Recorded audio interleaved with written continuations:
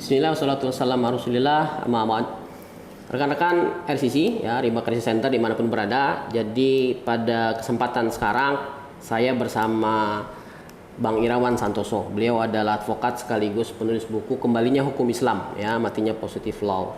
Jadi di hari ini kami dari Riba Crisis Center rencana ingin melakukan legal action, ya. Kita mau uji material ke Mahkamah Konstitusi, langsung ke kantor hukum Dar Afkar, ya, di mana di sana ada Bang Irawan juga yang memang concern berkaitan dengan bagaimana kembalinya hukum Islam, ya. Kalau dari kami, ya, kami berharap tentu dalam aturan berkenaan dengan bunga atau riba itu bisa kita uji materialkan, ya. Barangkali Bang Irawan Santoso, ini kita tadi sudah bincang-bincang berkenaan dengan pondasi yang kita mau bawa untuk uji material ini, ya Bang, ya. Barangkali bisa dijelaskan ke teman-teman seperti apa lebih rincinya, Bang. Ya, baik. Bismillahirrahmanirrahim. Assalamualaikum warahmatullahi wabarakatuh. Assalamualaikum. Ya, jadi ini adalah satu upaya untuk kembali menyadarkan umat tentang bagaimana bahayanya riba. Riba ini dalam khusus bunga bank. Ya. Bunga bank, karena hari ini kita hidup di zaman ketika positivisme ini menjadi satu hukum. Inilah hukum yang hidup, the living law. Hukum yang mengikat bagi kita semua. Nah, di situ ada satu problematika ketika bunga bank itu menjadi halal. Bukan khusus pada bank, tapi penerapan utang piutang dengan memberlakukan bunga. Baik dalam urusan perdata, urusan perdagangan, sampai urusan pidana denda. Di sini memberlakukan bagaimana bunga itu menjadi legal. Nah, hal ini tentu ada masalah benturan terhadap kaum muslimin. Karena kaum muslimin secara menegaskan bagaimana bunga itu adalah riba. Jadi konteks ribanya adalah di situ. Nah, bagaimana ini terjadi dua benturan antara hukum yang berlaku? Karena kaum muslimin terikat untuk mematuhi tentang pelarangan riba, yang itu bersumber dari Al-Quran. Riba itu haram. Sementara the living law kita hari ini, riba itu, bunga itu menjadi legal. Nah, dasar hukum yang paling mendasar tentang pemberlakuan bunga memperbolehkan adanya bunga itu ada dalam KUH Perdata. Kemudian juga muncul dalam KUH Dagang dan undang-undang turunan-turunannya. Nah, inilah yang kemudian berdampak secara ekonomi secara langsung, walaupun tidak ditinjau secara teologis atau agama. Tapi kita lihat secara ekonomi, bunga ini malah membuat menjadi memiskinkan bagi kita. Ada satu pihak yang untung, ada yang superior, ada yang inferior.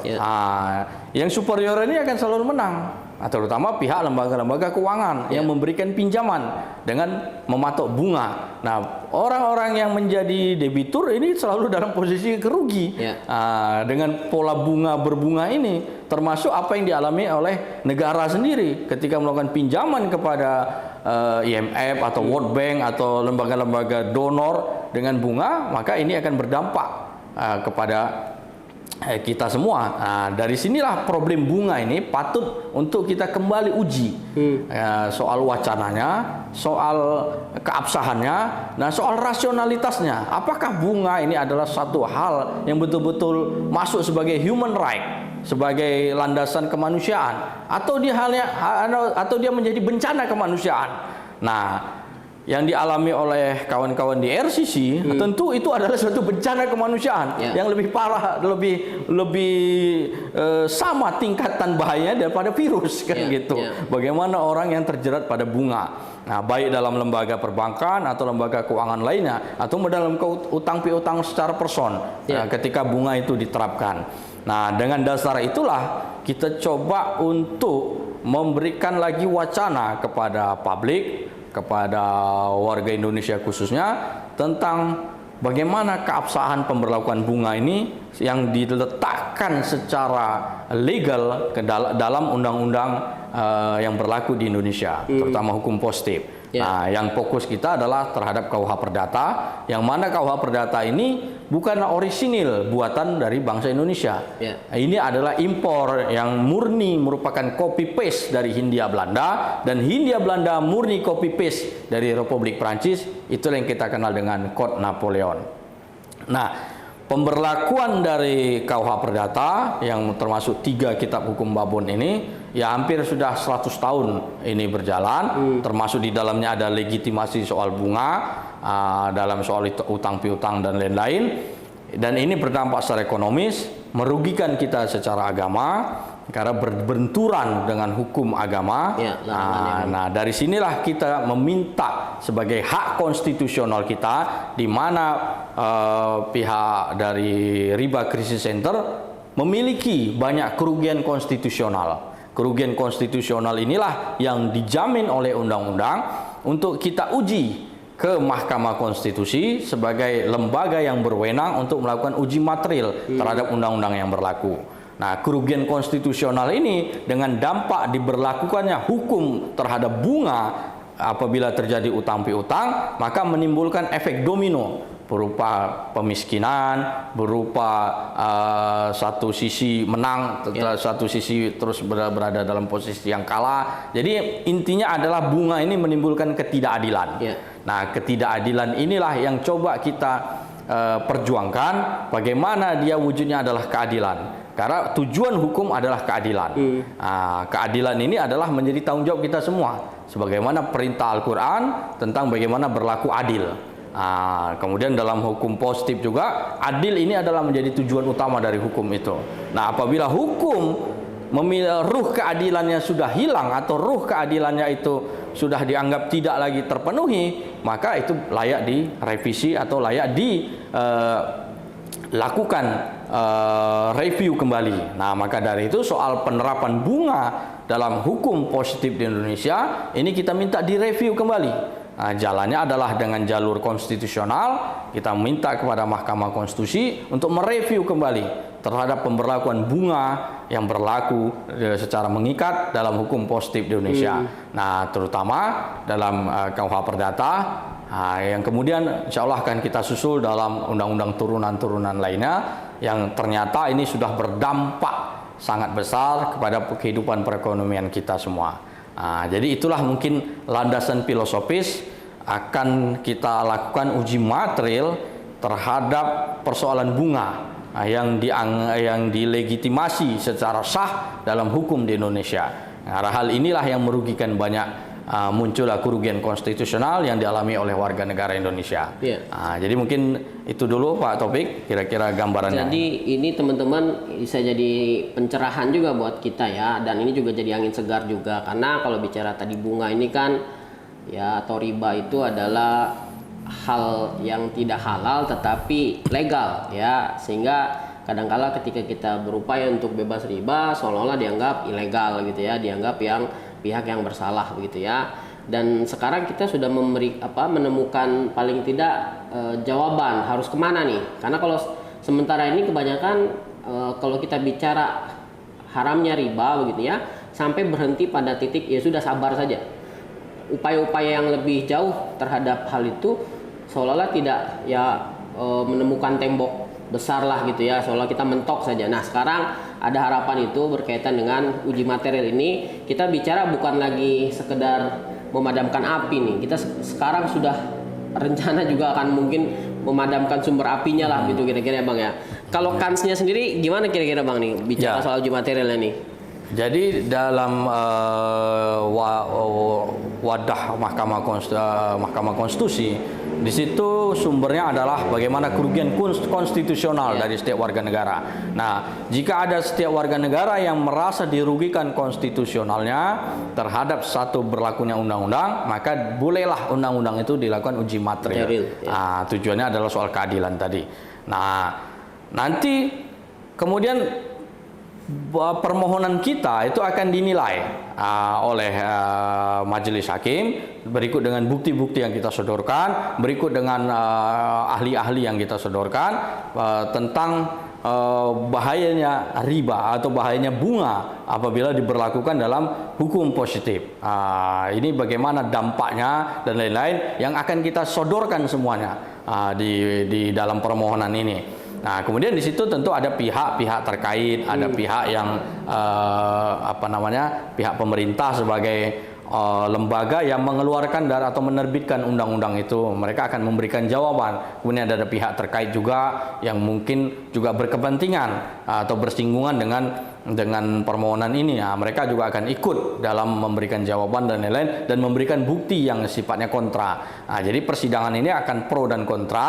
Kita sebagai pemohon tentu kita yang bersifat pro untuk bagaimana persoalan riba atau bunga ini untuk diuji kembali berlakunya dalam KUH Perdata dan undang-undang yang kita mohonkan nanti kan gitu.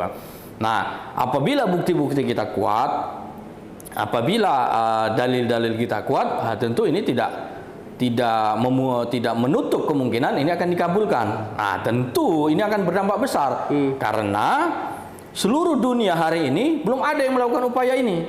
Bagaimana untuk menguji kembali soal bunga dalam hukum positif yang berlaku. Ini belum pernah dilakukan oleh orang-orang di seluruh dunia yang masuk dalam wilayah konstitusi. Di Pakistan sempat ada pembahasan soal riba di dalam parlemen. Kemudian berlakulah undang-undang untuk mengharamkan riba. Tapi saya tidak tahu bagaimana perkembangannya hari ini. Tapi wilayah pengujian di Constitutional Court ini belum ada. Baru kita lah di sini. Kita berharap pada parlemen kita hari ini dengan situasi politis hari ini sangat tidak mungkin. Karena parlemen hari ini sibuk dengan pragmatis. Sementara isu-isu yang melanda umat manusia hari ini, karena soal bunga bank ini bukan soal umat Islam sendiri. Ini adalah persoalan human right. Ini adalah masalah kemanusiaan. Bila perlu kita akan juga adukan ini kepada Komnas HAM. Termasuk kepada Mahkamah Internasional di Den Haag. Bagaimana soal bunga ini sudah memakan korban umat manusia. Jadi bukan persoalan kaum muslimin sendiri. Kaum muslimin ditambah legitimasi ini adalah satu hal yang haram yang ditetapkan oleh Al-Quran. Jadi kekuatan kita adalah kekuatan untuk menegakkan kembali hukum-hukum Allah. Yang kedua, bagaimana hukum-hukum ini tidak dibenturkan. Kita sebagai umat beragama dalam melaksanakan ibadah kita tidak dirugikan di negara yang tercinta ini, melainkan kita harus dilindungi karena itu adalah jaminan konstitusional. Nah, masalah bunga bank atau bunga dalam utang piutang yang itu mengandung riba, tentu kita minta jaminan. Nah, jadi permohonan ini adalah dalam rangka kita menuntut jaminan. Bagaimana jaminan kami untuk melaksanakan ibadah yang bebas sebagaimana dijaminkan oleh konstitusi? Ini mana dong supaya kami ini melaksanakan kehidupan keagamaan berdasarkan Al-Quran dan Sunnah itu dijamin oleh negara. Nah, jadi dalam rangka inilah kita meminta secara konstitusional agar permohonan kita ini bisa ditinjau, paling tidak bisa menjadi bahan diskusi para akademis, para praktisi dan lain-lain untuk membuka kembali bagaimana bahayanya bunga terhadap utang piutang baik yang diberlakukan secara aktif oleh lembaga-lembaga keuangan. Nah, karena apa? Dampak yang sudah berlangsung ketika kurun waktu 200 tahun pemberlakuan bunga hari ini terhadap persoalan perdagangan kita ini sudah sangat masif sekali. Sudah sangat merugikan umat manusia. Inilah yang kita coba membuka kembali wacana kita bersama sehingga semuanya bisa melek terhadap bagaimana bahayanya riba terutama. Nah, jadi itulah gambaran kita. Ya, insya Allah ini satu ikhtiar untuk kita bisa memberikan edukasi paling tidak kepada masyarakat umum tentang dampak buruk dari bunga itu sendiri. Secara khusus kita berharap adanya jaminan konstitusional dari negara terhadap kebebasan beragama ketika kita menjalankan ibadah muamalah riba yang anti riba sebagaimana perintah Al-Quran itu dijamin oleh konstitusi. Jadi itu yang kita harapkan, Pak Taufik. Baik, Bang. Jadi teman-teman semua ya, jadi kalau kita tadi bicara soal pihak-pihak yang dirugikan gitu ya sudah jelas. Ya, pertama kita sebagai orang yang ya beragama khususnya Islam begitu ya, karena ada larangan yang cukup keras terhadap praktek pembungaan tersebut ya. Bahkan larangan ini tertuju bukan hanya kepada pemakannya saja, akila riba wa mukilahu, termasuk yang membayarkan ya. Dalam hal ini yang membayarkan ini sudah pertama dia terseret di dalam ikatan dosa sampai selesai kontraknya begitu ya. Kemudian yang kedua juga pasti dirugikan karena dia harus membayar lebih, kalau tidak membayar dia akan harus melepaskan aset dan seterusnya. Kemudian yang kedua ini juga berkaitan dengan sistem keadilan yang berlaku gitu ya. Artinya memang riba ini sangat nyata sekali sebetulnya ya, menciderai rasa keadilan kita semua. Tetapi anehnya kok ini seolah-olah kelihatannya sama masyarakat itu seolah biasa saja gitu, padahal banyak sekali yang menjadi korbannya ya. Pasangan bercerai, berpisah dengan pasangan gitu ya, orang berpisah bahkan dengan nyawanya sendiri, sampai ada yang ya bunuh diri dan semacamnya gara-gara urusan ini. Sampai ada yang berpisah juga dengan agamanya, kalau kita bicara soal larangannya kan begitu keras gitu ya, sampai diancamkan perang. Jadi Bang, kalau bicara soal kepentingan dari uji material ini, pihak-pihak mana saja yang menurut Bang Irawan ya seharusnya ikut mendukung gitu ya upaya kita untuk uji material nanti ke Mahkamah Konstitusi? Jadi ini sebenarnya adalah isu global, isu yang menyeluruh bagi umat manusia. Jadi ini bukan hanya menohok pada kaum muslimin sendiri, tapi karena kaum muslimin punya pegangan yang kuat tentang pengharaman riba yang ada dalam Al-Quran. Dan itu dijelaskan dalam kitab-kitab fikih secara rigid. Nah, itu tidak ada lagi perdebatan soal haramnya riba kan itu. Nah, perdebatan kemudian muncul adalah ketika soal bunga, penerapan bunga. Nah, tapi bunga sekalipun dampak secara ekonomis ini sudah kita buktikan, sudah bisa kita baca dengan kasat mata bagaimana dampak dari efek dari bunga itu sendiri ketika itu diberlakukan. Nah, itulah yang tadi disebutkan Pak Taufik, sehingga membuat orang sampai ada yang bunuh diri, sampai ada yang bercerai dan lain-lainnya, dan itu sangat masif sekali. Jadi ini lebih berbahaya daripada virus, virus bunga ini, sehingga kita seolah-olah menjadi lumrah untuk menerapkan ketika terjadinya utang piutang dengan tambahan bunga. Tidak ada lagi ketakutan kita bahwa itu adalah satu hal yang riba atau tidak. Jadi ini adalah problem yang besar, terutama soal masalah tauhid kita. Nah, yang kedua, secara ekonomis ini ada satu pihak yang selalu menang ketika berlakunya model utang berbunga ini. Nah, yang menang adalah orang yang memberikan utang. Inilah lembaga finansial kalau kita bilang demikian. Lembaga finansial ini selalu menang. Nah, orang-orang yang berutang atau kreditur ini selalu kalah posisinya. Nah, posisi yang selalu menang dan posisi selalu kalah inilah yang kita anggap ini bukan bagian dari keadilan. Nah, jadi yang kita inginkan di sini adalah rasa keadilan. Karena tujuan hukum adalah keadilan, sebagaimana disebutkan oleh Plato. Jadi hukum positif pun mengutamakan adanya rasa keadilan. Nah, rasa keadilan yang hilang dengan munculnya aturan soal bunga inilah yang ingin kita gugah. Jadi ini bukan kepentingan kaum muslimin sendiri, tapi melainkan seluruh umat manusia, termasuk kepentingan negara. Negara dalam hal ini juga terlibat dalam utang piutang yang berbunga. Jadi negara pun harusnya menjadi pihak pemohon, kan gitu. Pihak pemohon untuk melakukan uji material ini, karena negara juga termasuk pihak yang dirugikan secara konstitusional. Jadi ini yang kita harapkan untuk menjadi pemahaman bagi kita semua, bagaimana dampak dari bunga yang diterapkan dalam persoalan utang piutang yang itu jelas mengarah pada riba. Jadi inilah tujuan kita untuk melakukan uji material ini, sehingga memunculkan satu pemahaman bagi masyarakat tentang dampak riba itu sendiri, dampak dari bunga itu sendiri, yang memunculkan adanya keadilan di masa yang akan datang. Nah, jadi itu mungkin gambarnya Pak Taufik. Baik ya, rekan-rekan semua, jadi ini sebagai percakapan prolog saja, karena nanti di hari-hari berikutnya sebelum nanti akhirnya sampai kepada penyusunan dan pendaftaran gugatan, tentu kita juga akan membuka kelas-kelas diskusi supaya pemahaman ini juga bisa didalami juga oleh teman-teman semua begitu ya. Sekali lagi ini waktunya kita bersatu ya. Bayangkan ini merugikan rakyat dan pemimpin-pemimpin negara juga gitu kan. Artinya dalam sistem bunga ini yang kalau kita bicara pemerasan gitu ya, ini orang sudah susah diperas gitu. Kalau orang punya uang diperas mungkin wajar ya. Ini orang tidak punya uang lalu meminjam, dia diperas, dia harus bayar bunga gitu ya yang bertambah-tambah. Jadi kalau tidak menjadi sapi perahan, jadi sapi potong tuh kalau udah nggak bisa membayar lagi ya. Jadi kita mengundang nanti ke depannya, kita akan juga jadwalkan ya Bang ya untuk diskusi terbuka kita di kantor hukum Dar Afkar ya di kawasan Tebet di Kapruf Building ya Bang ya. Jadi nanti kita juga akan share ke teman-teman. Ayo ini kita waktunya kita bersama-sama karena ini bicara riba ini bicara bencana kemanusiaan. Jadi kita berharap pejuang-pejuang kemanusiaan juga bisa ikut andil di dalam upaya kita uji material ini. Terakhir Bang, barangkali ada yang mau dipesankan kepada teman-teman. Baik, jadi ini adalah satu langkah konstitusional yang mudah-mudahan kita bisa mengharapkan adanya support dari banyak pihak,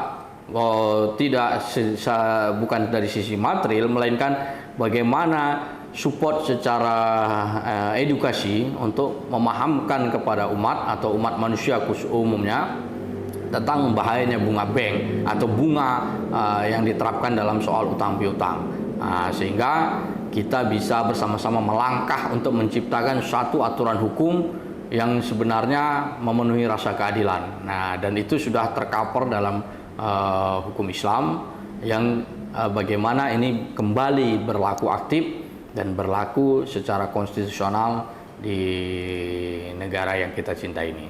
Ya, insya Allah mudah-mudahan itu bisa menjadi langkah perjuangan kita untuk menuju ke sana. Ya.